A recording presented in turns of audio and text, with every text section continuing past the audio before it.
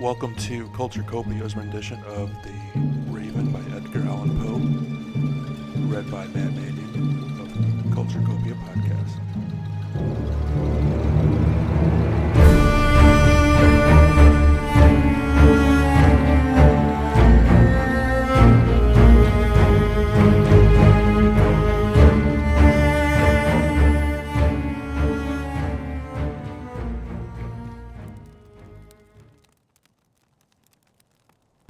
Once upon a midnight dreary, while I pondered weak and weary over many a quaint and curious volume of forgotten lore, while I nodded, nearly napping, suddenly there came a tapping, as of someone gently rapping at my chamber door. "'Tis some visitor," I muttered, tapping at my chamber door. Only this and nothing more. Distinctly I remember it was in the bleak December, and each separate dying ember wrought its ghost upon the floor. Eagerly I wished the morrow, vainly I had sought to borrow from my books surcease of sorrow for the lost Lenore, for the rare and radiant maiden whom the angels name Lenore, nameless here forevermore. And the silken, sad, uncertain rustling of each purple curtain thrilled me, filled me with fantastic terrors never felt before, so that now, to still the beating of my heart, I stood repeating, "'Tis some visitor entreating entrance at my chamber door, some late visitor entreating entrance at my chamber door. This it is, and nothing more." Presently my soul grew stronger, hesitating then no longer. "Sir," said I, "or madam, truly your forgiveness I implore. But the fact is I was napping, and so gently you came rapping, and so faintly you came tapping at my chamber door, that I scarce was sure I heard you. Here I opened wide the door. Darkness there, and nothing more. Deep into that darkness peering, long I stood there wondering, fearing, doubting, dreaming dreams no mortal ever dared to dream before. But the silence was unbroken, and the stillness gave no token, and the only word there spoken was the whispered word, "Lenore."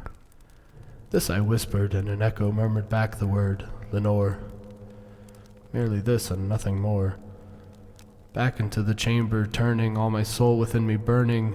Soon again I heard a tapping somewhat louder than before. "Surely," said I, "surely that is something at my window lattice. Let me see then what thereat is, and this mystery explore. Let my heart be still a moment, and this mystery explore. 'Tis the wind and nothing more."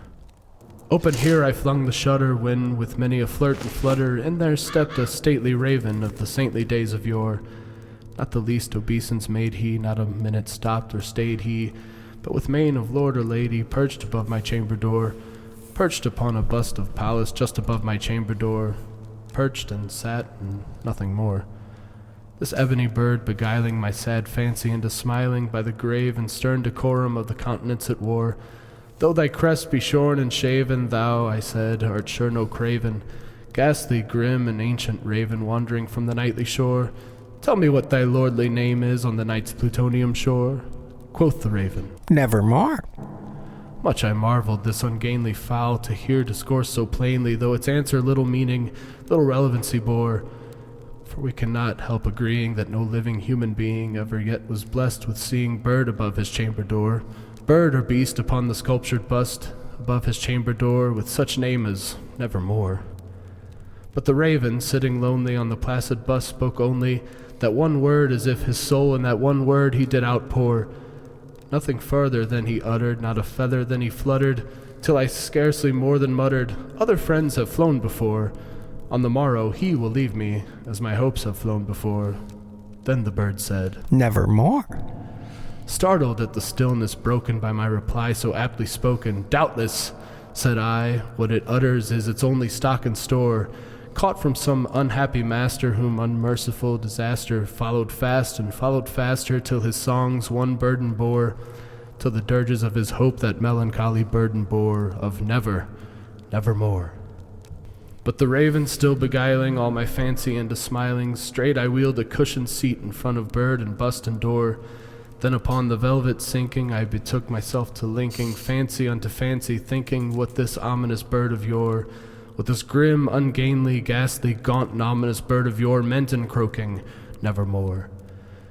This I sat engaged in guessing, but no syllable expressing, to the fowl whose fiery eyes now burned into my bosom's core. This and more I sat divining, with my head at ease reclining on the cushion's velvet lining that the lamplight gloated o'er. But whose velvet violet lining with the lamplight gloating o'er she shall press, nevermore. Then, methought, the air grew denser, perfumed from an unseen censer, swung by seraphim whose footfalls tinkled on the tufted floor. Wretched, I cried, thy God hath lent thee, by angels he hath sent thee respite and nepenthe from thy memories of Lenore. Quaff, oh quaff this kind nepenthe, and forget this lost Lenore. Quoth the raven, Nevermore. Prophet, said I, thing of evil, prophet still, if bird or devil, whether tempter sent, or whether tempest tossed thee here ashore, desolate yet all undaunted, on this desert land enchanted, on this home by horror haunted.